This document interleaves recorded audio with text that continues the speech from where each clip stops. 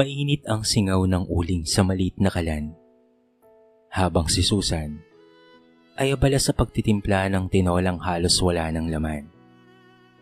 Sa kawali, 3 perasong buto ng manok ang niluluto niya, ang natira pa mula kahapon. Sa mesa, may 2 pinggan na may kaning bahaw at 1 basong tubig. Ang bahay nilang yari sa kahoy ay halos gumuho sa bawat hampas ng hangin. Ngunit sa loob nito ay may liwanag na galing sa mumurahing lampara. Liwanag na pinipilit manatili sa kabila ng dilim ng buhay nila. "Ma, gutom na po ako," sabi ni Cassandra, 7 taong gulang, habang nilalaro ang punit na manika. Sa gilid naman, tahimik lamang si Teo, 15 taong gulang, nakatitig sa dingding at nag-aabang sa pagdating ng ama. "Kaunti na lang anak, hinihintay lang natin si papa mo ha?" Sagot ni Susan. Pilit na pinapangiti ang mga labi, kahit ang tiyan niya'y kumakalam na rin. Ilang sandali pa, bumukas ang pinto. Dumating si Romeo, pawisan at pagod. Bitbit ang lumang bag na may dalang kalahating kilo ng bigas. "Pasensya na mahala. Yan lang ulit ang naitabi ko. Baka sa susunod ay mas madami na." Ngumiti si Susan, ngunit ang ngiting iyon ay may halong kirot. Sa kanyang isipan, paulit-ulit na bumabalik ang mga salitang narinig niya sa tindahan kanina. Ang bulungan ng mga kapitbahay patungkol sa lalaking si Domingo. Ang mayamang negosyanteng may bukas palad para sa mga nangangailangan. "Kung ako sa'yo," sabi ng tindera, "maghanap ka na lang ng paraan para hindi na kayo ganyan kahirap, Susan. Sayang ang ganda mo, oh." Ngayon, habang pinapanood niya ang asawa niyang pagod na pagod at ang 2 anak na nagugutom, tila napopoos sa isipan niya ang tinig na yon. Sa bawat kagat ng ulam na walang lasa, ramdam niya ang pait ng sariling pagkadismaya. "Romeo," mahinang wika niya, "hanggang kailan ba tayo ganito?" Napatingin si Romeo, baka sa mukha ang pagod at pag-aalala. "Hanggat kaya ko, susuportahan ko kayo. Hindi ko kayo pababayaan." Ngunit sa puso ni Susan, isang tinig ang bumubulong. "Hanggat kailan mo kaya? Hanggat kailan ka lang puro pangako?" Matapos kumain, si Teo ay nagligpit ng mesa. Si Cassandra naman ay natulog sa tabi ng ina.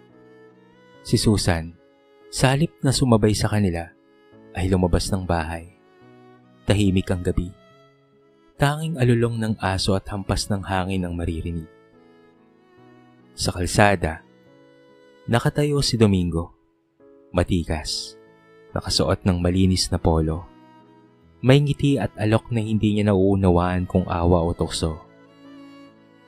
"Hindi mo kailangang maghirap ng ganyan, Susan," sabi nito.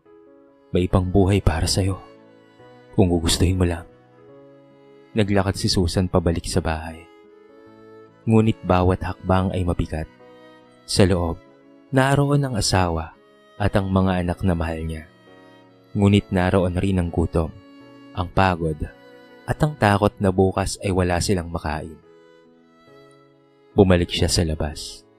Tinignan si Domingo, at sa sandaling iyon, naramdaman niyang nagpasya na siya.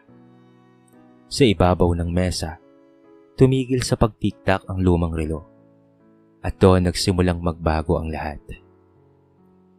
Kinabukasan, tila may kakaibang katahimikan sa bahay. Maagang umalis si Romeo para maghanap ng trabaho sa kabilang bayan, at sina Teo at Cassandra naman ay abala sa paghahanda para sa paaralan. Si Susan naman ay tahimik lamang sa gilid ng kanilang maliit na silid. Nakatitig sa lumang bag na pinuno niya ng ilang perasong damit. Bawat tiklop ng tela ay tila tinik sa kanyang dibdib. Sa tabi ng bag, nakapatong ang maliit na larawan ng pamilya nila. Si Romeo na nakayakap sa kanya. Si Teo na may ngiting inosente. At si Cassandra na noon ay sanggol pa.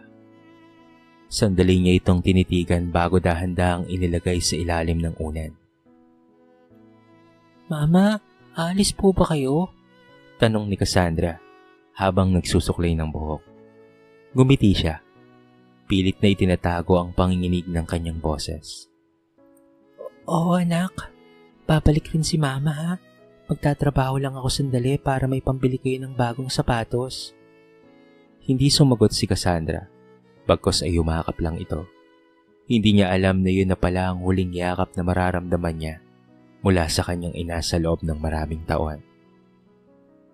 Nang umalis ang mga bata, bumalik si Susan sa loob, isinara ang pinto at huminga ng malalim. Sa labas ay naghihintay si Domingo sakay ng kotse. Makinis, mabango, at may ngiting parang pangako. "Handa ka na ba?" tanong ni Domingo habang pinubuksan ang pinto ng sasakyan. Tumango siya, pilit na pinapatay ang boses ng konsensya. "Oo, handa na ako." Habang umaandar ang sasakyan, unti-unting lumiliit sa kanyang paningin ang kanilang bahay. Ang tahanang minsang naging saksi sa tawanan at luha ng kanyang pamilya. Isang luha ang kusang tumulo sa kanyang pisngi. Ngunit mabilis rin niya itong pinunasan. "Hindi ako babalik ng talunan," bulong niya sa sarili. Samantala pag uwi ni Romeo, napansin niyang tahimik ang bahay. Wala ang mga bata. Nasa paaralan pa raw sabi ng kapitbahay. Ngunit ang hindi inaasahan, wala rin doon si Susan. Sa mesa ay may iniwang sulat. "Romeo, patawad. Pagod na akong maghirap. Kailangan kong subukan. Kung may mas mabuting buhay para sa akin, sana isang araw ay maunawaan mo." Nalaglag ang papel sa kanyang kamay. Parang pinutol ng sulat na iyon ang hininga niya. Umupo siya sa sahig. Hawak ang ulo habang bumabagsak ang luha na hindi niya napigilan. "Hindi mo kami pwedeng iwan," bulong niya sa hangin. Ngunit walang sumagot. Makalipas ang ilang oras, dumating sina Teo at Cassandra. Nagtatatakbo ang bata. Tuwang-tuwang naghahanap sa ina, pero wala siyang nakita kung hindi ang sulat na hawak na Romeo. Sa sandaling iyon, nag-iba ang mundo ng dalawang bata. Lumipas ang gabi na walang kumain. Si Teo, bagaman bata pa, ay pinilit aluin ng kapatid. Ngunit sa kabila ng tapang, naroon ang galit at pangungulila. Sa malayong lugar, si Susan naman ay nakahawak sa basong alak, pinagmamasdan ng magarang chandelier at mamahaling pagkain sa harapan niya. Ngunit kahit anong ganda ng paligid, ang lasa ng alak ay mapait, parang paalala ng kasalanang hindi na mababawi pa. At sa unang gabing iyon sa piling ni Domingo, hindi niya alam na ang kapalit ng pangakong buhay ay isang impyernong hindi niya malalaman kaagad. 3 taon ang lumipas. 3 mahabang taon ng gutom, pagod, at luha para sa pamilyang iniwan ni Susan. Sa maliit na barong-barong, si Teo, ngayon ay 18 taong gulang na, ay maagang gumigising upang magtrabaho sa paglalako ng pandesal sa kanto. Wala nang panahon para sa paaralan. Ang bawat araw ay laban para lamang may makain silang mag-ama. Sa gabi, naglalaba siya ng damit ng kapitbahay, habang si Romeo naman, na ngayon ay payat at malalim ang mata, ay patuloy pa rin nagkakarpentero kahit may sakit sa likod. "Kuya, may bigas pa ba?" tanong ni Cassandra. Ngayon ay 10 taong gulang, habang inaaplos ang tiyan niyang kumakalam. "Konti na lang, Kas. Bukas ay bibili tayo pag natanggap ko na yung bayad sa tindahan ni Aling Nena," sagot ni Teo. Pilit na pinapangiti ang kapatid. Ngunit sa loob-loob niya, hindi niya alam kung saan kukuha ng pera. Tuwing gabi, tahimik silang 3. Sa kanilang hapag na may lamat na plato, minsan asin lamang ang ulam, minsan kape. Ngunit kahit ganoon, nagkakapit-bisig pa rin sila. Si Romeo, bagaman halos mawalan ng pag-asa, ay hindi pinapakita sa mga anak ang bigat ng kanyang kalooban. Sa tuwing natutulog siya, tinitingnan niya ang dingding kung saan nakasabit pa rin ang lumang larawan ng kanilang pamilya. At doon niya ibinubulong ang bawat dasal. Panginoon, sana ay ligtas pa rin siya. Mahinang wika niya minsan, kahit may bahid ng sakit. Ngunit kay Teo, iba ang kanyang panalangin. Sana maranasan niya ang hirap na to. Sana matutunan niyang pahalagahan kami. Habang nagdurusa ang kanyang pamilya, si Susan naman ay naninirahan sa malaking bahay ni Domingo. May sariling katulong, mamahaling kasuotan, at bawat gabi ay may halik na lasang alak. Ngunit sa likod ng karangyaan, ay unti-unti niyang nararamdaman ang kalungkutan. Domingo, kailan ba ako makakadalaw sa mga anak ko? Minsan niyang tanong. Bakit mo pa sila iisipin? Malamig na tugon ng lalaki. Nakalimutan ka na nila. Dito, nasa iyo ang lahat. Ngunit nang maglaon, napansin ni Susan ang pagbabago. Si Domingo ay palaging abala. Madalas ay may kausap sa telepono patungkol sa kargamento at pati na rin mga padala. Isang gabi, biglang may raid sa bahay nila. Mabilis ang lahat. Sigawan, sirena, mga pulis na pumasok. Si Domingo ay inaresto dahil sa illegal na smuggling at drug operation.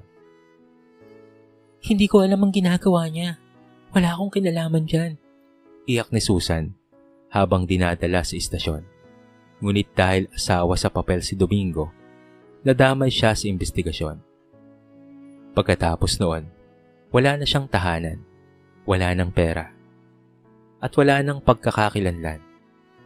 Ang mga dating kaibigan ay naglaho na parang bula. Nagtago siya sa mga eskinita, nagtrabaho bilang labandera, at natulog sa mga karton.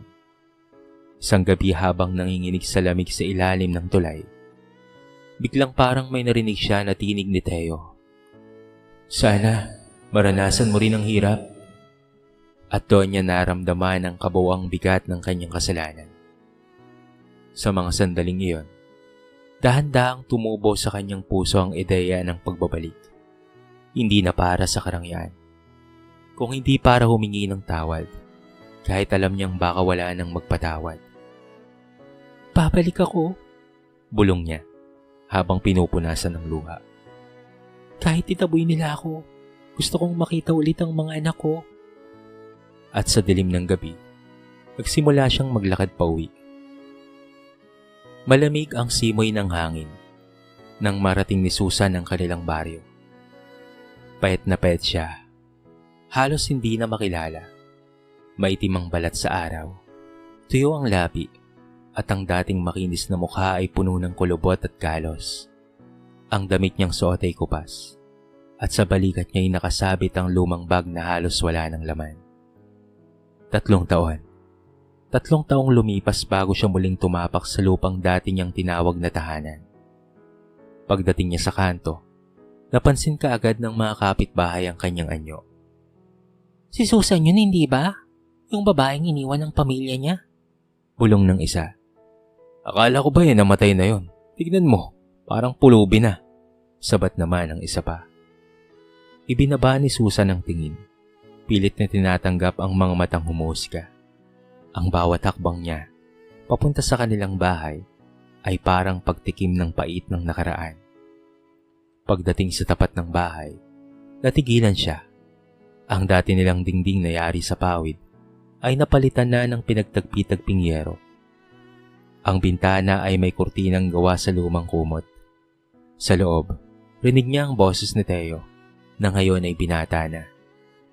At si Cassandra, tumatawa ng mahina.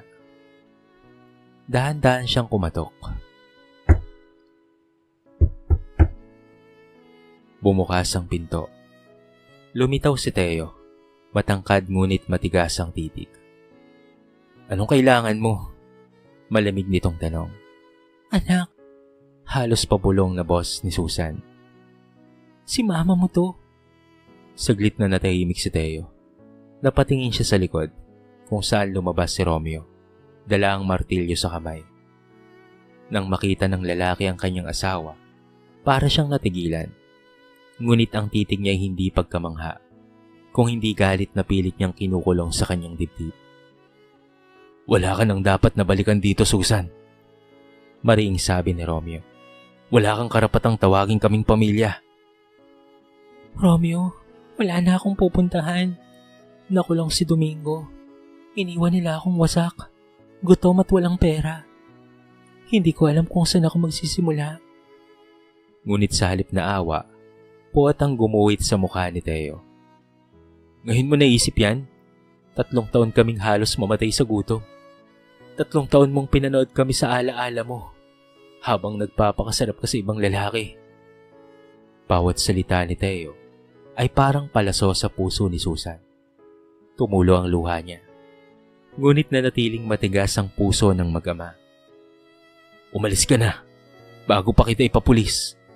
Hindi ka na namin kailangan," maring sabi ni Romeo. Nanginginig. Umatras si Susan. Sa hindi kalayuan, naroon si Cassandra, nakasilip sa likod ng bahay. May luha sa mga mata, ngunit hindi makagalaw. Nakita niyang itinutulak ng ama papalabas ang kanyang ina. Parang asong itinataboy. Lumakad si Susan palayo. Basang-basa ng ulan na biglang bumuhos. Bawat patak, naramdaman niya ang kabiguan, ang pagdurusa, at ang kasalanang hindi na kayang burahin pa. Ngunit sa kabila ng lahat, may munting ilaw na naglalaro sa dilim. Isang pares ng mata na nakatingin sa kanya mula sa bintana. Ito ay si Cassandra. At sa mahinang bulong ng hangin, narinig niya ang tinig ng bata. Ma! At sa sandaling iyon, kumislap muli ang pag-asa sa puso ng ina. Pag-asang baka, kahit papaano, ay may isa pang pagkakataon para itama ang lahat. Lumipas ang ilang araw mula nang siya'y itaboy ng sariling pamilya. Sa ilalim ng punong mangga malapit sa bahay ni na Romeo, doon nakikitulog si Susan. Sa araw, naglalakad siya sa palengke, nakikiusap na maghugas ng pinggan kapalit ng tirang kanin. Sa gabi ay pinupunasan niya ng dahon ng luha habang nakasilong sa karton. Ngunit kahit ganoon, hindi siya lumayo. Gabi-gabi ay pinagmamasdan niya mula sa dilim ang bahay na minsan kanya. Sa bawat liwanag na sumisilip mula sa bintana, naalala niya ang mga gabing sabay-sabay silang kumakain. Isang gabi, habang nagtatago sa likod ng mga halaman, napansin niya si Cassandra na dahan-dahang lumalabas ng bahay. May dalang kumot at isang maliit na mangkok ng kanin. Cassandra? Mahinang bulong ni Susan. Nanginginig ang boses. Napatingin ang bata. Nagulat ngunit hindi umatras. Ma, huwag kang maingay, baka marinig ka ni Papa. Lumapit ito. Iniabot ang pagkain. Kunin mo na po ito. Wala po akong pwedeng sabihin kay Kuya. Galit pa rin siya. Hindi napigilan ni Susan ang pagtulo ng luha habang iniabot ang mangkok ng pagkain. Salamat anak. Akala ko wala nang nagmamalasakit sa akin. Hindi ko pa rin po alam kung mapapatawad kita, sabi ni Cassandra, halos pabulong. Pero hindi ko rin kayang makita kang nagugutom. Lumipas ang mga araw. Naging lihim na ritual ang kanilang pagkikita. Tuwing hating gabi, lumalabas si Cassandra para magdala ng pagkain at kumot. Si Susan naman ay tumutulong palihim. Naghuhugas ng mga labahin sa labas ng bakuran, nag-aayos ng mga paso, at naglilinis ng paligid. Minsan natigilan si Teo nang mapansin na malinis lagi ang bakod nila at may bagong tali ang sirang bubong. Pa, may gumagalaw dito sa bahay natin, sabi niya. Akala ko magnanakaw pero parang may nag-aalaga. Tahimik lamang si Romeo. Hayaan mo na anak, siguro mga bata lang yan. Ngunit sa loob-loob niya, may hinala siyang malapit lang si Susan. Isang gabi, nakita ni Teo si Cassandra na lumabas ng bahay. Sinundan niya ito at doon niya nakita ang ina. Payat na payat, marumi, nanginginig habang nakatanggap ng pagkain mula sa kapatid. Gas, anong ginagawa mo? Sigaw ni Teo. Napatigil naman si Cassandra habang nanginginig. Kuya, gutom na siya. Wala naman siyang ginagawa sa atin. Lumapit si Teo kay Susan. Galit na galit. Wala siyang karapatan. Dapat matuto siyang maranasan ang lahat ng hirap na pinatikim niya sa atin. Ngunit bago pa niya masabi pa ang iba, lumapit si Susan. Lumuhod at mahina ang boses. Anak, wala akong may papaliwanag na makakabura ng kasalanan ko. Pero kung kaya kong itama kahit kaunti, gagawin ko anak, kahit hindi niyo na ako tanggapin. Nandito lang ako, kahit bilang anino lang. Tahimik si Teo. Umiling at tuluyang lumayo. Bitbit ang galit na hindi pa handang pakawalan. Kinabukasan, napansin ni Susan ang mga kapitbahay na may kakaibang tingin. May bulungan. May mga mata na nakatutok sa kanya. Yung babae mukhang may kaso yun. Kasama daw sa illegal na negosyo ng kabit niya dati. Sabi ng isa. Nang marinig iyon, nanginig si Susan. At nang gabing iyon, habang nag-aabang kay Cassandra, biglang may malakas na katok sa pinto. Buksan nyo! Pulis to! Napatigil siya. Ang mga yabag ay papalapit. Sa loob ng bahay ay nagising si Cassandra. At sa kanyang mga mata, may liwanag ng isang lihim na matagal nang itinatago. Madaling araw. Ang katahimikan ng baryo ay biglang nabasag ng mga sigaw at kalabog ng mga yabag. Pulis to! Buksan niyo ang pinto! Ang mga aso ay nagsitahulan at ang mga kapitbahay ay naglabasan sa kanilang mga pintuan. Halatang nakikichismis ang mga ito. Si Susan, gulat na napasigaw. Bakit? Anong kasalanan ko? 2 pulis ang pumasok sa maliit na kubong tinutuluyan niya. Sinundan ng isa pang lalaki na may dalang papel. May warrant o pares ka, Susan Mendoza. Maring sabi ng pulis. Kasong illegal smuggling. Kasama ng nakulong mong kinakasamang si Domingo Vergara. May mga testigong nagpapatunay na nakinabang ka sa mga transaksyon. Nanginginig si Susan, halos hindi makahinga. Hindi ako kasabwat. Hindi ko alam ang ginagawa niya. Pinalayas niya ako nung nahuli siya. Ngunit walang nakinig. Pinasasan siya habang umiiyak. Maawa kayo. Hindi ko alam yan. Sa labas ng barong-barong, nagkakagulo ang mga tao. Isa-isang naglabasan ng mga kapitbahay. At sa hindi kalayuan, nakita ni Susan ang mukha ni Teo. Malamig, matigas at puno ng galit. Katabi niya si Romeo. Tahimik lang ngunit bakas ang bigat sa mga mata. Pero ang pinakamasakit sa lahat, sa harapan ng mga pulis sa gilid ng kalsada, ay naroon si Cassandra. Nakatayo, walang luha, ngunit may ngiti sa labi. Habang nilalagay ng mga pulis ang posa sa kanyang kamay, tinitigan ni Susan ang kanyang bunsong anak. Cassandra anak, tulungan mo si mama. Ikaw lang ang meron ako anak. Dahan-dahang lumapit si Cassandra at sa malamig na tinig ay sinabi, Diyan ka nararapat mama dahil sa pag-iwan mo sa amin. Sobrang hirap ng dinanas namin ni kuya. Munti ka nang magpakamatay noon si papa. Nang marinig iyon, parang huminto ang mundo ni Susan. Ang boses ng anak na dati puno ng lambing ay ngayon ay matalim na parang kutsilyo. Cassandra, akala ko napatawad mo na ako. Ngumiti si Cassandra, ngunit may luha na ngayon sa kanyang mga mata. Akala mo lang mama, pero bawat gabing nakukutom kami, bawat gabing umiiyak si kuya habang bitbit ang pangalan mo. Yung parusa mong itinanim, at ngayon, inaani mo na. Isang sigaw ang pinakawala ni Susan habang hinihila siya ng mga pulis papunta sa mobil. Ang mga kapitbahay ay nagbulong-bulungan. Ang ilan ay naawa. Ang ilan ay nagdiwang. Si Romeo ay hindi makatingin. Si Teo naman ay matagal nang nakatitig. Ngunit walang lumalabas na salita. Tanging luha ang dumadaloy sa kanyang pisngi. Habang isinasakay si Susan sa sasakyan, sinubukan niyang igalaw ang kamay niya. Parang gusto niyang abutin ng hangin. Cassandra, Anak, patawarin niyo ako. Ngunit hindi na lumingon pa si Cassandra. Nanatili siyang nakatayo, nakatitig, habang ang mga ilaw ng pulis ay unti-unting naglalaho sa kanto. At sa tahimik na baryo, tanging ang tunog ng posas at ang kaluskos ng ulan ang naiwan. Mga paalala ng isang hustisyang huli na para sa lahat.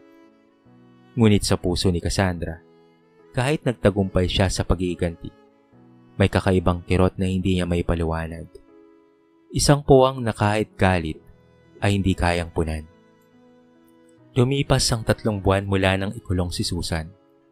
Sa loob ng malamig na selda, araw-araw ay binabalikan niya ang mga alaala ng nakaraan.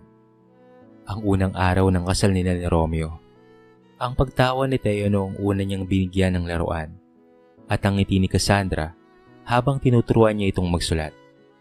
Ngayon, ang mga alaala na iyon ang siyang tanging ilaw sa madilim na kulungan.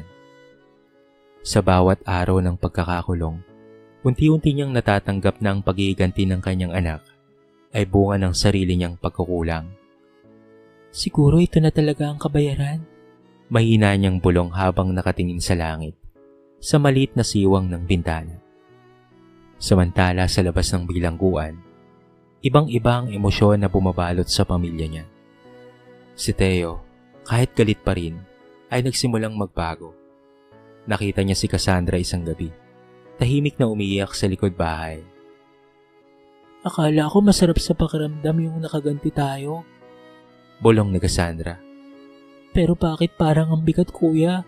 Hindi ko na alam kung tama ba yung ginawa ko. Napatingin si Teo sa kanya. Tahimik. Siguro kasi, kahit anong galit natin, nanay pa rin natin siya. At kahit papaano, minahal niya rin tayo noon. Tumango si Cassandra. Nanginginig. Gusto kong makita si mama, kuya. Kahit minsan lang. Hindi tumutol si Teo. Pagkaraan ng ilang araw, nagpunta silang magkapatid sa piitan. Nang makita sila ni Susan, tila pumalik ang kulay ng kanyang mukha. Nanginginig siyang lumapit sa rehas. At sa sandaling iyon, walang salita. Tanging mga luha lamang ang dumadaloy. Ma, mahinang sabi ni Cassandra. Hindi ko alam kung kaya kong patawarin ka. Pero gusto kong subukan. Kasi kung patuloy akong magagalit, ako naman ang tuluyang mawawasak. Nang marinig iyon, napahagulgol si Susan. Inabot niya ang kamay sa pagitan ng rehas. At maigpit na hinawakan ni Cassandra ang mga daliri niya. Salamat, anak. Kahit hindi mo ko lubusang mapatawad, sapat na to. At sana, huwag mong hayaang kainin ng galit ang puso mo, ha? Si Teo, bagamat tahimik, ay lumapit din. Ma, hindi pa ako handa. Pero ayokong magdala ng puot habang buhay. Kaya siguro, ito na yung simula. Ngumiti si Susan, kahit puno ng luha. Hindi ko hinihiling ang kalayaan. Ang hiling ko lang, mabuhay kayo ng payapa at huwag niyo sanang tularan ang pagkakamaling nagawa ko noon. Lumipas ang ilang taon, si Cassandra ay nakapagtapos ng kolehiyo. Naging isang social worker na tumutulong sa mga inang napariwara. Si Teo ay nagtayo ng maliit na pagawaan. Tinupad ang pangarap ng kanilang ama. Si Romeo naman ay tahimik na namuhay, mas matatag at mas mapagpatawad. At si Susan naman, nanatili sa kulungan, ngunit naglilingkod bilang tagapayo sa mga kapwa preso. Sa tuwing may bagong nakukulong na inang nawalan ng direksyon, ito ang kanyang sinasabi. Ang pinakamalaking kasalanan ng isang ina ay hindi ang pagkakamaling umalis, kung hindi ang pagsuko sa pagkakataong may tama iyon. At sa tuwing gabi, habang tumitingala siya sa maliit na siwang ng langit, nakangiti siya. Dahil sa wakas, natutunan niya na ang tunay na hustisya ay hindi pag-iiganti, kung hindi pagpapatawad kahit pa sa sarili. Lumipas ang 5 taon. Ang araw ay sumikat ng maliwanag sa maliit na bayan ng San Isidro. Ang parehong lugar na minsang naging saksi sa pagkawasak at muling pagbubuo ng isang pamilya. Sa piitan, nakaupo si Susan sa ilalim ng punong mangga sa loob ng bakuran ng kulungan. Payapa ang kanyang mukha, May mga guhit ng panahon, ngunit ang mga mata niya ay puno na ng liwanag. Hindi na ng pagsisisi. Sa tabi niya ay may hawak siyang maliit na kahon. Mga sulat mula kina Teo at Cassandra na buwan-buwan na ngayong bumibisita. Hindi man naibalik ang lahat, natutunan naman niyang tanggapin na ang tunay na pag-ibig ay may kasamang pagdurusa at ang tunay na kapatawaran ay hindi hinahanap. Ito'y pinaghihirapan. Isang araw ng linggo, dumating si Cassandra. Ngayon ay nakasuot ng uniforme bilang social worker. Bitbit niya ang isang maliit na halaman na paso. Ma, ito po tanim natin. Sabi niya habang nakangiti. Sabi nila kapag inalagaan mo ang halaman, tumutubo rin ang pag-asa. Ngumiti si Susan at tinanggap iyon. Salamat anak ha, sa bawat dahon na to. Naalala kong kahit sa gitna ng pagkakamali, pwedeng sumibol ulit ang buhay. Sa malayo, nakita nila si Teo, nakatayo sa labas ng gate ng kulungan. Hindi pa rin siya sanay pumasok, pero sa wakas, may dala siyang ngiti. Kumaway siya sa kanyang ina, at sa unang pagkakataon matapos ang mahabang panahon, tinugon ni Susan iyon ng may kapayapaan sa puso. Habang lumilipas ang mga oras, nagkwentuhan sila. Hindi patungkol sa nakaraan, kung hindi patungkol sa hinaharap. Patungkol sa bagong bahay na pinapatayo nila ni Romeo. Patungkol sa maliit na pagawaan ni Teo, at pati na rin sa mga batang tinutulungan ni Cassandra. At nang paalis na ang mga anak, hinawakan ni Susan ang kamay ng bunso. Anak, salamat sa pag-iiganti mo noon ha. Mahina niyang sabi. Dahil doon, natutunan kong harapin ang sarili kong kasalanan. Pero higit sa lahat, salamat sa pag-ibig mo. Kahit nasaktan ka. Ngumiti si Cassandra. Ngunit ngayon ay may luha ng kapatawaran at hindi nagalit. Ma, hindi ko na gustong bumawi ka. Gusto ko lang maging payapa ka. Tapos na yung galit at natira na lamang ay pagmamahal ko sa'yo. Nang umalis ang magkapatid, naiwan si Susan sa ilalim ng araw. Sa kanyang harapan, tumubo ang bagong halaman. Marupok ngunit buhay, katulad niya. Itinaas niya ang kanyang paningin sa langit. Malalim ang buntong hininga. Panginoon, salamat sa pangalawang pagkakataon. Kahit nasa kulungan ako, pinalaya mo ang puso ko. At sa sandaling iyon, isang maraang hangin ang dumampi sa kanyang pisngi.